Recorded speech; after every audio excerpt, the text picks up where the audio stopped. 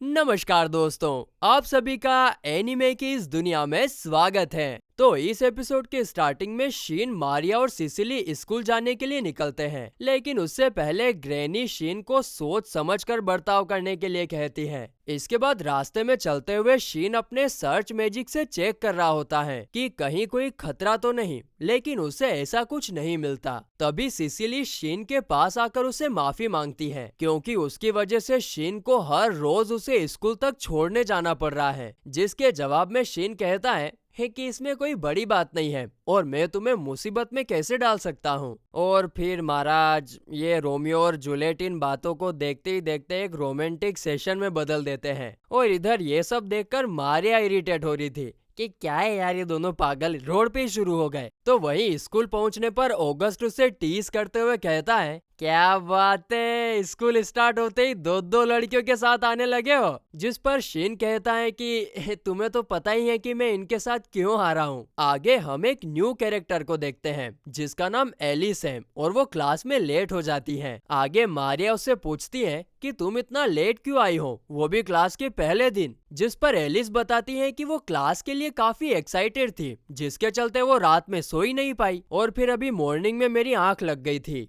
इसके बाद टीचर उन्हें स्कूल का टूर देते हैं और बताते हैं कि स्कूल के दो पार्ट्स हैं, एक जिसमें तुम स्टूडेंट्स क्लास करते हो और दूसरा जिसमें student council, faculty room, laboratory और स्टडी ग्रुप्स वगैरह हैं। फिर टीचर स्टडी ग्रुप्स के बारे में बताने लगते हैं कि यहाँ पर काफी तरह के स्टडी ग्रुप्स हैं, जैसे कि attack magic study group, life study group, body language study group. तभी जूलियन कहता है कि अगर प्रिंस के साथ रहने की जिम्मेदारी नहीं होती तो मैं जरूर बॉडी लैंग्वेज ग्रुप में होता। जिस पर ऑगस्ट कहता है कि यह मैजिक एकेडमी है और यहाँ पर मेरी रॉयल्टी नहीं चलती है, इसलिए तुम जहाँ चाहो जा सकते हो। ऑगस्ट के ऐसा बोलने के पीछे उसका इरादा उसके बॉडीगार्ड से पीछा छुड़ाने का होता है। सच में ये ऑगस्ट बड़ी चालू चीज है भैया। इसके बाद एलिस शीन से पूछती है कि क्या तुम किसी स्टडी ग्रुप में ज्वाइन करना चाहते हो, जिस पर शीन मना करता है। तो ऑगस्ट कहता है कि अगर ये स्टडी ग्रुप्स तुम्हें पसंद नहीं आए तो क्यों ना तुम खुद का ही एक स्टडी ग्रुप बना लो। और ये सुनकर टीचर भी बोलते हैं कि वोल्फोर्ड का बनाया हुआ स्टडी ग्रुप तो काफी मस्त होगा। फिर बाकी सभी स्टूडेंट्स भी बोलने लगते हैं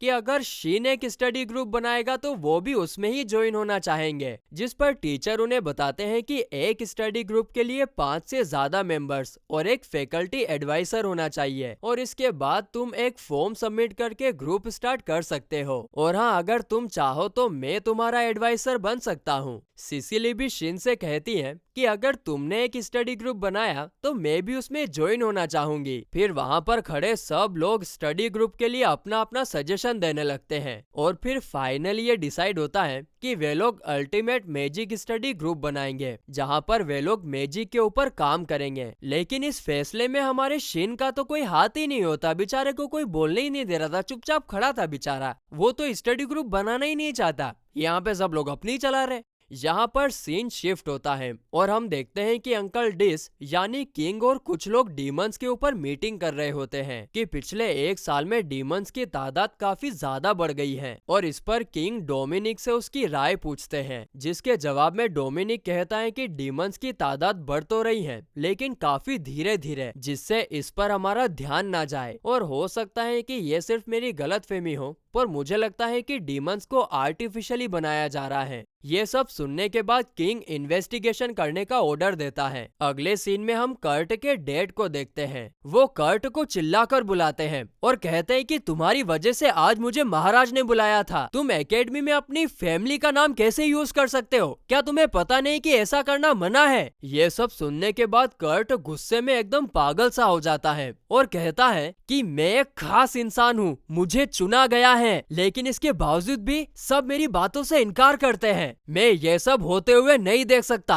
और ये सब उस शीन की वजह से हुआ है। आज उसकी वजह से मैं अपनी पसंद की लड़की के साथ कुछ नहीं कर सकता और तो और प्रिंस भी उसी का साइड ले रहे हैं। अब ये सब सुनकर कर्ट के डैड गुस्सा होकर एक पंच में उसे जमीन पर गिरा देते हैं और उसे ऐसी बातें करने के लिए सजा के तौर पर उसे अपने रूम में लॉक कर देते हैं। अगले दिन एकेडमी में शीन और बाकी सब कर्ट के बारे में बात कर रहे होते हैं, जहां पर ऑगस्ट बताता है कि कैसे कर्ट को अपने घर में बंद कर दिया गया है। उसके बाद शीन सभी से पूछता है कि क्या किसी को पता है कि कर्ट ऐसा बर्ताव क्यों कर रहा है, जबकि उसे तो पता है कि स्कूल में अपनी फैमिली का नाम यूज नहीं कर सकते हैं। जिस पर थोर और जूलियन कहते हैं कि हम उसके साथ मिडिल स्कूल में पढ़ते थे और पहले उसका बर्ताव ऐसा बिल्कुल भी नहीं था। वो घमंडी जरूर था, लेकिन बस एक नॉर्मल स्टूडेंट की तरह। फिर जब से उसने मिस्टर स्ट्रोंग के लैब में जाना शुरू किया, तब से उसका बर्ताव अजीब सा हो गया। आगे वो ये भी बताता है कि जब हम 3rd ईयर में थे, तब स्ट्रोंग को एम्पायर से निकाल दिया गया था और फिर वो हमारे स्कूल में मैजिक टीचर बनकर ट्रांसफर हुआ था। उसे जो भी स्टूडेंट पसंद आए उसे वो अपनी लैब में बुलाता था, पर हमें कुछ गड़बड़ लगी इसीलिए हम नहीं गए। और हाँ, वो ब्लाइंड तो है, लेकिन उसकी दोनों आंखों पर पेच लगे हुए हैं। अब ये सारी बातें सुनकर शीन को काफी अजीब लगता है।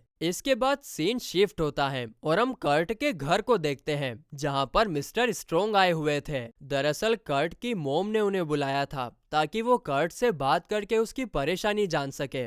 जिसके बाद स्ट्रोंग कर्ट के पास आकर उससे कहता है कि मैंने कहा था ना कि तुम खास हो और तुम्हारी काबिलियत सबसे अलग है, ऐसा कुछ भी नहीं है जो तुम हासिल ना कर पाओ। जिसके जवाब में कर्ट कहता है, मुझे वो लड़की नहीं मिल पाई क्योंकि वो लड़का मेरे रास्ते में आ गया। इसके बाद स्ट्रोंग कर्ट के ऊपर कोई मैजिक करता है और कहता है कि मैं चाहता हूँ कि तुम उससे बदला लो और उसको अच्छे से सबक सिखाओ। बस इतना कहते ही वो वहाँ से चला जाता है। अगले सीन में ऑगस्ट शीन से कहता है कि अब जब कर्ट को घर में बंद कर दिया गया है, तो तुम्हें सिसिली को घर छोड़ने जाना नहीं पड़ेगा। शीन भी इस पर एग्री करता है, लेकिन इसे सुनकर सिसिली उदास हो जाती है और इसीलिए शीन फटाफट से अपना जवाब बदल भी लेता है। नहीं मतलब देख रहे हो ना, अपने भाई को देख रहे हो ना। तो वो बोलता है कि भले ही खतरा टल गया हो, लेकिन साथ में स्कूल आने जाने में तो कोई दिक्कत नहीं है और वैसे भी हमारा घर तो सेम रास्ते पर ही है। और ये सुनकर सिसिली खुश होकर जोर से बोलती है, ए हेलो, ये हुई ना कुछ बात, जिसे देखकर हम साफ साफ समझ पाते हैं कि वो अपने शीन के प्यार में घायल हो चुकी है। अच्छा, ऑगस्ट भले ही प्रिंस है, लेकिन वो मजे लेने का मौका एक भी बार छोड़ता नहीं है। वो वहीं खड़ा था और उन दोनों के खूब मजे लेता है, जिसके कारण सिसिली तो शर्म के मारे लाल हो जाती है। आगे शीन सबको बताता है कि टेंशन लेने की इतनी भी कोई बात नहीं है, अगर कोई मुसीबत भी होगी तो मुझे सर्च मैजिक से पता चल जाएगा, क्योंकि जब मैंने डीमंस का सामना किया था तो मुझे एक अजीब सा एहसास हुआ था, और अगर ऐसा एहसास किसी इंसान से होता है, मतलब उसके इरादे सही नहीं है। तब एक लड़का पूछता है कि तुमने जब डीमन को मारा था तब तुम कितने साल के थे, जिस पर शिन कहता है कि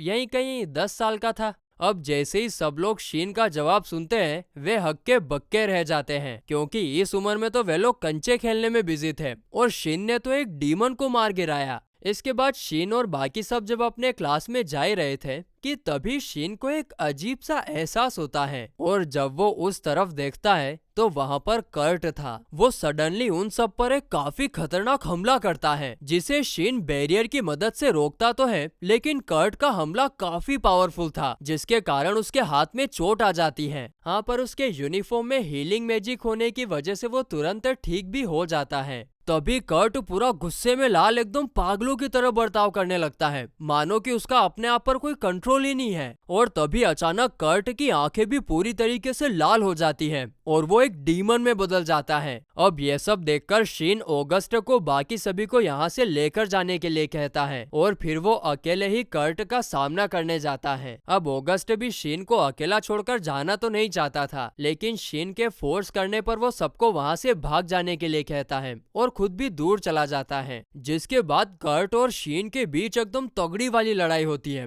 एकदम तबीयत से, जहाँ पर कर्ट तो पूरी तरीके से पागल हो चुका था और वो एकदम पागलों की तरह उस पर हमला करे ही जा रहा था। लेकिन यहाँ पर शीन उससे बचकर उसे रोकने के लिए एक छोटा सा अटैक करता है, जिससे कर्ट घायल हो जाता है। तभी कर्ट शीन से कहता है कि शीन, मैं तुम्हें नहीं छोड़ूंगा, जिसे सुनकर शीन दंग रह जाता है, क्योंकि उसने तो सुना था कि डीमंस बात नहीं कर सकते हैं। तभी शीन उस पर फिर से हमला करता है, जिससे कर्ट और ज्यादा घायल हो जाता है। ये सब देखकर शीन समझ जाता है कि कर्ट अभी भी पूरी तरीके से डीमन नहीं बना है और शायद उसे अभी भी ठीक किया जा सकता है। लेकिन कर्ट का तो गुस्सा, भाई साहब, वो तो 7वें आसमान तक छू चुका था और वो तो मैजिक सर्कल क्रिएट करके धमाका करने ही वाला था। और यहाँ पर तो शीन उसे बार बार रोकने की कोशिश करते ही जा जा रहा था, लेकिन इसका कोई फायदा नहीं होता है क्योंकि कर्ट की पावर तो काफी ज्यादा बढ़ चुकी थी। अब शीन के पास और कोई रास्ता नहीं बचा था। वो उसको रोकने की हर मुमकिन कोशिश कर चुका था, लेकिन वो रुकने के लिए तैयार ही नहीं था और इसीलिए उसे अब यही वाला रास्ता अपनाना पड़ता है। वो तुरंत अपनी स्वॉर्ड बाहर निकालता है और कर्ट का गला काटकर उसे खत्म कर देता है। ये सब करने के बाद शीन को काफी बुरा भी लगता है क्योंकि आज से पहले उसने कभी किसी को चोट तक नहीं पहुंचाई थी और आज तो उसने सीधे एक जीते जागते इंसान को खत्म कर दिया। तभी वहां पर उसके दोस्त आते हैं और सिसिली तो एक टिपिकल गर्लफ्रेंड की तरह शीन की चिंता करती है कि कहीं उसे कुछ हुआ तो नहीं। तो वहीं सभी को यकीन ही नहीं हो रहा था कि शीन ने अकेले ही एक डीमन को खत्म कर दिया है। इसके बाद ऑगस्ट शीन से कहता है कि अब चीजें काफी आगे जाने वाली हैं क्योंकि ये हिस्ट्री में दूसरा इंसान था जो डीमन बन गया और तुमने उसे ऐसे ही खत्म कर दिया। तभी ऑगस्ट के बॉडीगार्ड्स रॉयल गार्ड्स को लेकर आते हैं और गार्ड्स उनसे डीमन के बारे में पूछते हैं, जिसके जवाब में ऑगस्ट कहता है कि डीमन डिस्ट्रॉय हो चुका है और ऐसा करने वाला मर्लिन वोल्फोर्ड के ग्रैंडसन शीन वोल्फोर्ड है। ये सुनकर सभी गार्ड्स शॉक हो जाते हैं और कहते हैं कि तुमने अकेले ही डीमन को हरा दिया, तुम तो हमारे नए हीरो हो बॉस। और साथ ही में वे लोग शीन के नाम के नारे भी लगाते हैं। और फिर इसी के साथ ये एपिसोड यहीं पर खत्म होता है।